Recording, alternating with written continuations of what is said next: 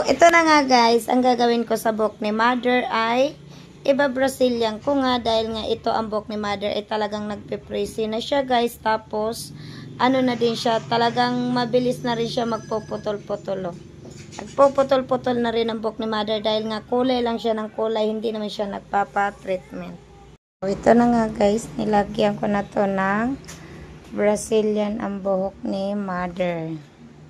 Tapos, i-blower ko naman siya.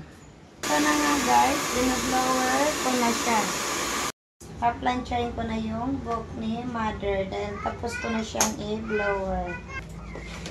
So, eto na nga guys, ang resulta ng buhok ni Madam kumpara kanina. Talaga namang ang buhok ni Madam ay nagputol-putol at saka dry na din talaga. So, si Mother na ipapatreatment. So, ito na Mother yung buhok mo. Anong masasabi mo kumpara kanina? Oo, okay. Magaling. Magaling ka. Kaya babalik ako dito at hindi lang ako ang babalik. Ibigyan ko para kita ng maraming client. Tingnan mo. Ganda. Kumpara kanina. Talagang kanina ang buhok mo, Mother, talagang alam mo yung nagpe-frizzy na siya. Tsaka sobrang dry na talaga. Kaya sabi ko, pa-treatment mo na. Pero tingnan mo naman. Oo nga. Buhay na ang buhok mo kumpara kanina.